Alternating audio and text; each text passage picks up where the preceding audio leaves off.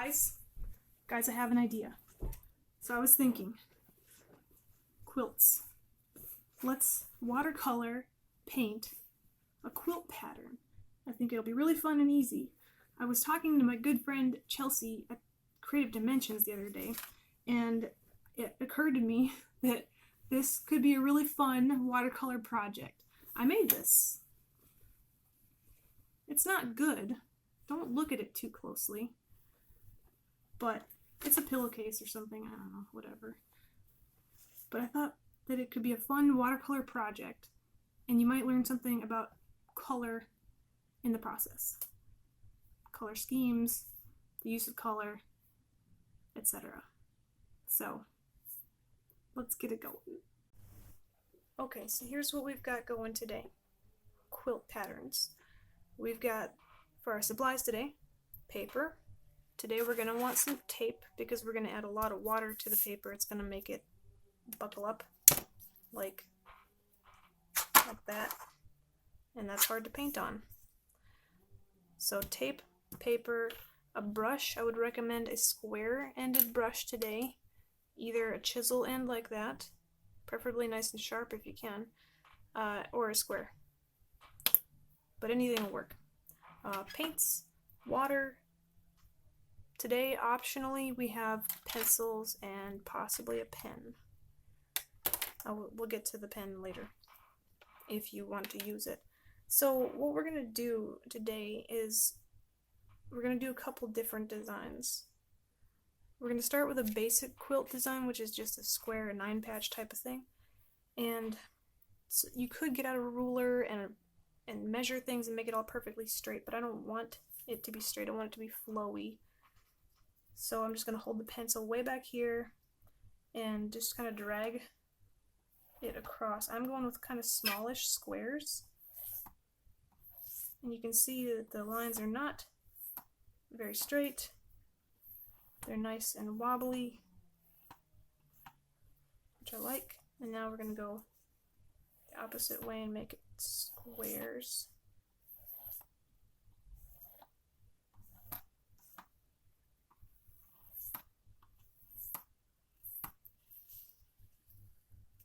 Nice and wibbly wobbly, flowy looking, fabricy looking. So what you want to do is pick a color scheme for your quilt, just like you would if you were making a quilt. I've got a few that I've got here that I just stole off the internet.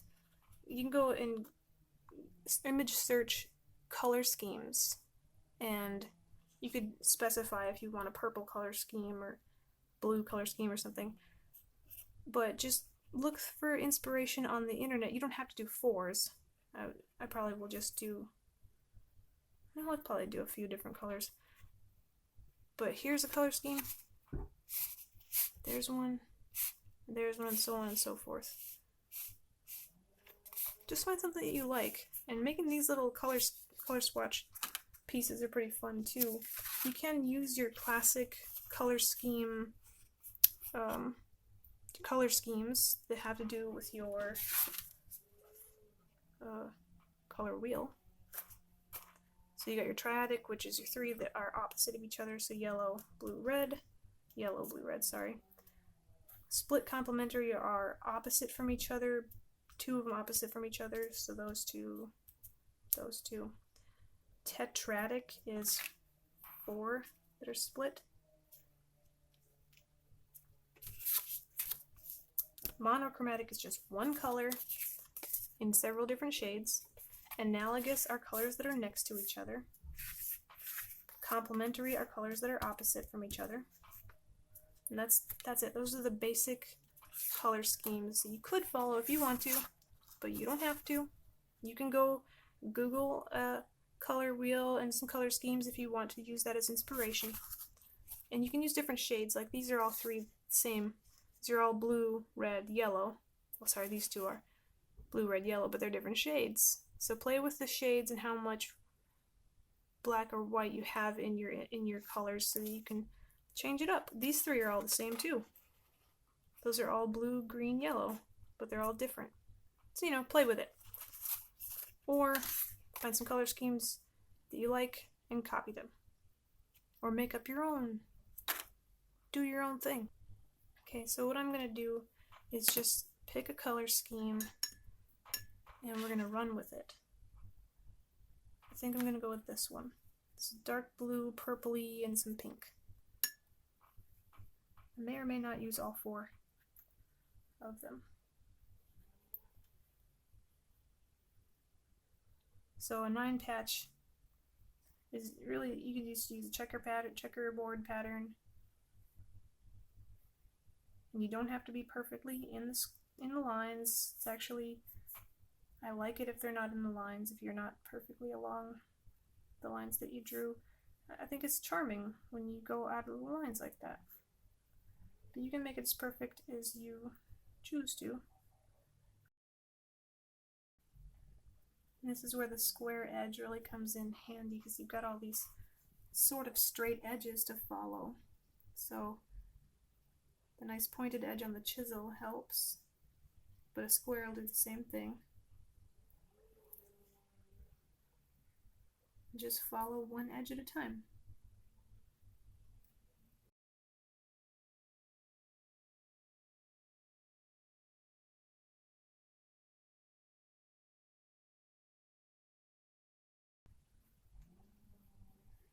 One of the most appealing things about watercolor is the lightness that you can put into a piece just by adding less pigment to the brush.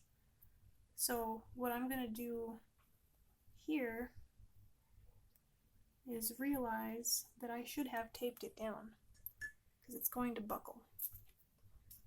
I know we already talked about taping it down, but I didn't do it.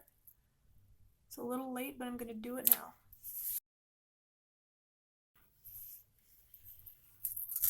Okay. Let's pretend we did that before we started. So, like I was saying, one of the appealing things about watercolor is it's the lightness and the airy feeling that you can get with it just by adding less pigment. So we're going to let the pigment kind of run out of the brush as I get towards this corner of the painting, and you can decide where this happens on your own, whether you want it to run as a light spot through the middle or across the bottom, or whatever happens as you're painting. Just decide it as you go, and as we continue with it, we will let this corner up here, this top edge, be lighter than the rest of it. And this is too dark, so I'm just going to lay my paper towel across it, wipe on the paper towel without moving it, and pick it up. That way we don't smudge anything. And we'll just keep lots of water in the brush so that this upper area is very light.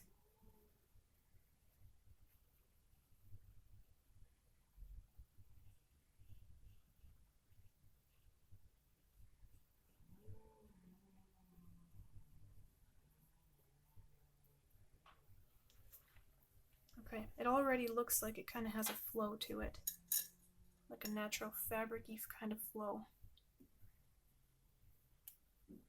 And since this stuff we started with is pretty dry, we're going to go ahead and go to the next color, which is purple. And you can do a more complex color scheme than a checkerboard like I'm doing.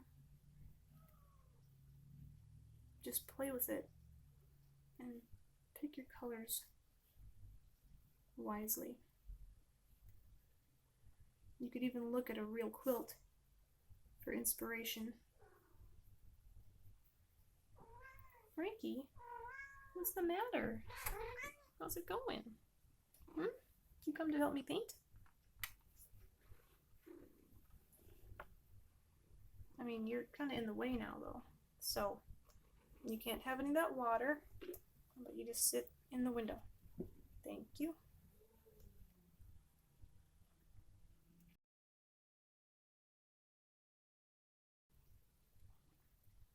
I have such a soft spot for quilts. My mom made quilts when I was a kid. My grandmas both made quilts. I never really learned how to sew until recently. There's a quilt shop in town where we can go to and like sit down and sew and take classes and whatnot. So I decided to start trying my hand at quilting without, I don't have to buy a machine or anything. So it's not a big commitment. And I would not say I'm good at it, but it is fun.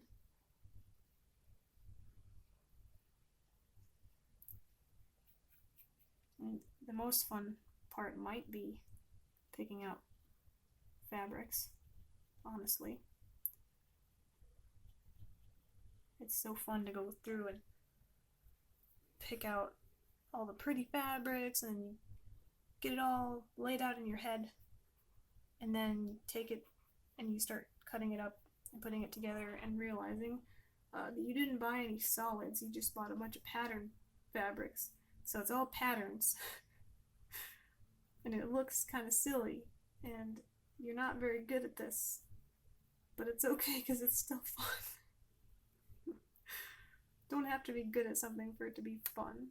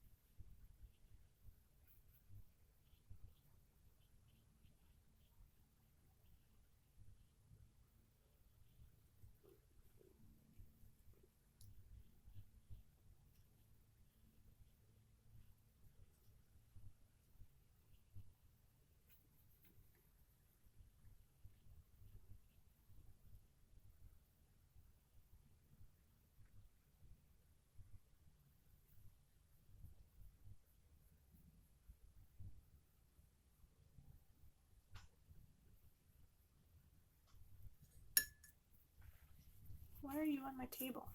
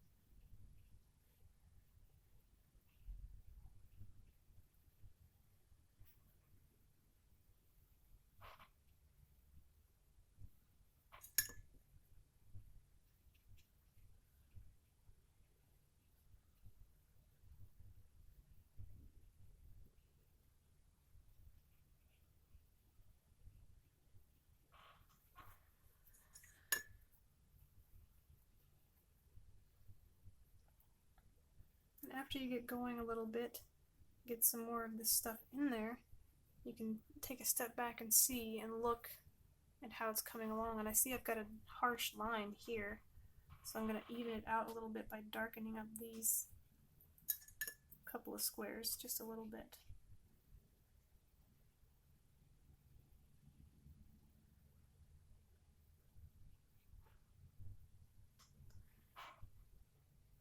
And I really like this, what's happening here with these bleeds. So I'm going to try to add some more of those in.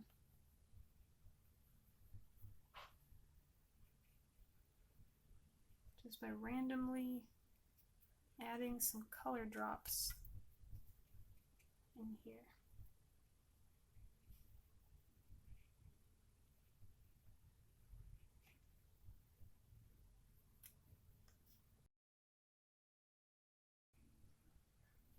Oh, oh, oh heck. That's starting to bleed into that one. I think I'm okay with it. I think I'm okay with it.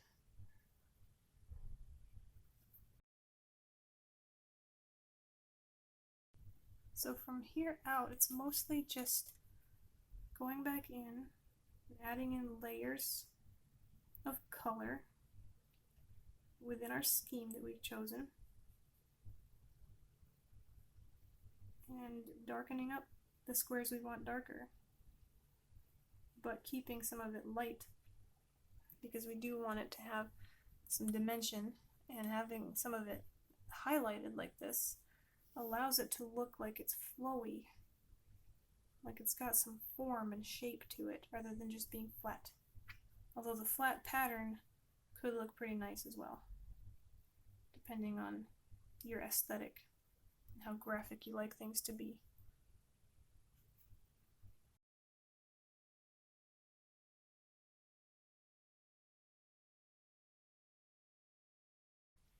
You can see this one's still bleeding. It's still wet, it's still invading the other squares. And like I said before, I'm fine with it.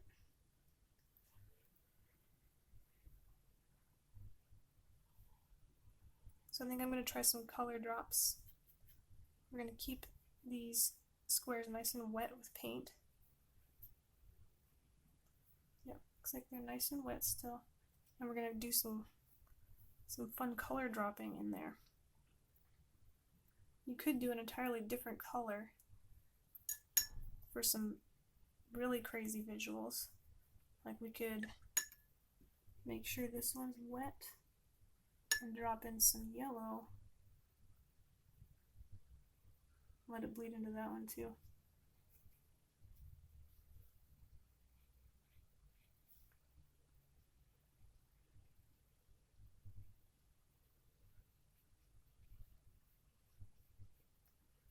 But this is a really fun exercise with color and seeing what the paint will do.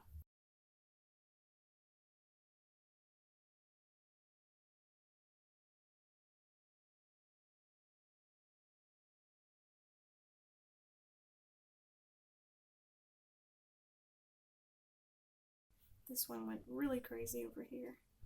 It's okay, it's still pretty blue. So all this pink stuff is pretty wet right now. We're going to have to let it dry before we can go back in and add more to the blue.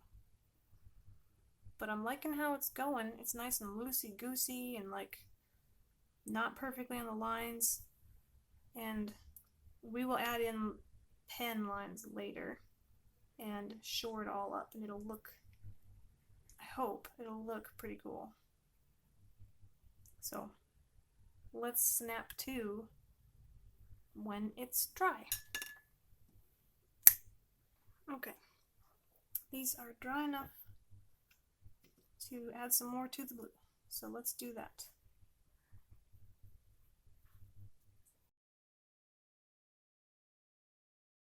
Okay, so it's super wet.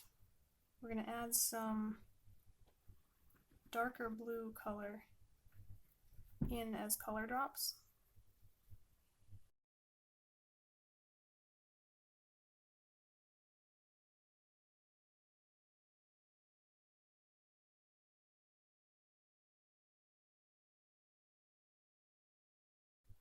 I like it. I think I want to go in and kind of paint over a lot of this white. I like it a little bit. I like a little bit in there, but right now I think I have too much. So I'm just going to go in real light and just add another layer, concentrating on painting over some of that excessive white that's been left in there the last couple layers.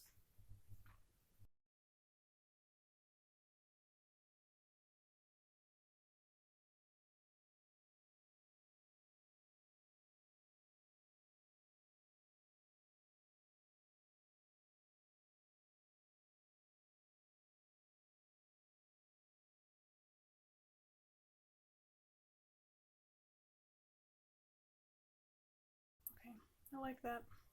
I think I'm going to say I'm done painting on this one, she says as she continues to paint. But basically I'm done painting on this one. I'm going to let it dry and I'll show you what my next step is. So basically all you're doing with this is adding more and more layers to each of the squares as you work, until you get it to a point where you're happy with it. And it's really, repetitious, so it's not, I don't want to say monotonous because it's therapeutic. It's like meditation. You just add more and more paint to the squares while you let your mind wander or let your mind focus and just relax. So we will let that dry and get to the next step.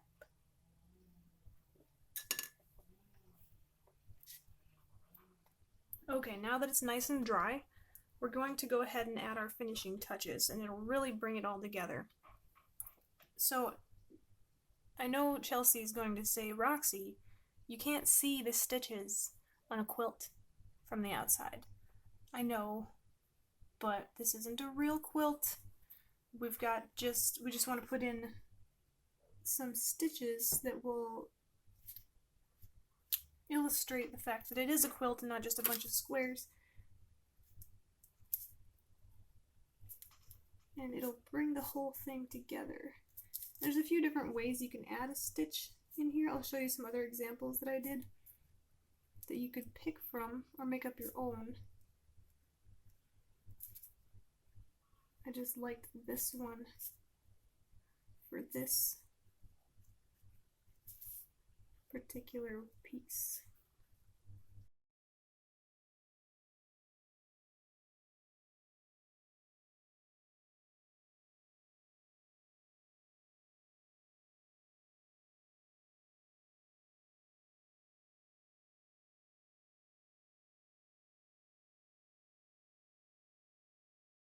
Okay, so there we have one quilt piece.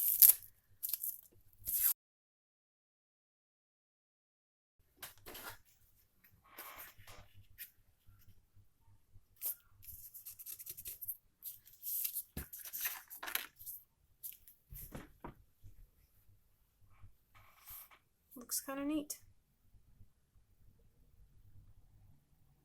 I've also got a few here that are, like this one's a little bit more abstract-y.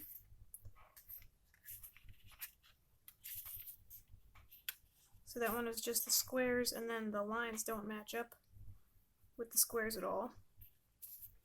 I kind of like that. Then I went ahead and I realized as I was working on this stuff that these are kind of like color field paintings, which is a thing in art that is just what it sounds like. It's a field of color. And my favorite color field artist is Mark Rothko. So I did this guy, which looks a lot like a Rothko.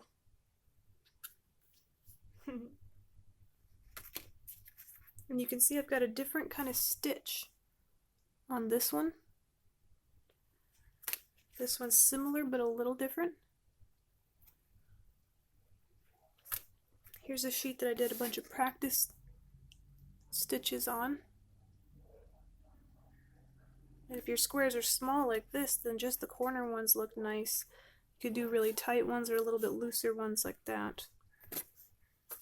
And I've got this one, which I outlined with dark lines of paint with my skinny brush and put the ink stitches in there as well. And this one is a log cabin pattern, which is like the one that my mom made for me when I was a kid. Anyways, this is a really fun project. I gotta say, there's so many different ways to do it. Just straight up squares with stitches. You could play with the colors and adjust it to however you want. You could do a whole different quilt pattern like that. You could do something abstracty. You could do a quilt themed other kind of painting. So there's so many options. I had a lot of fun with it.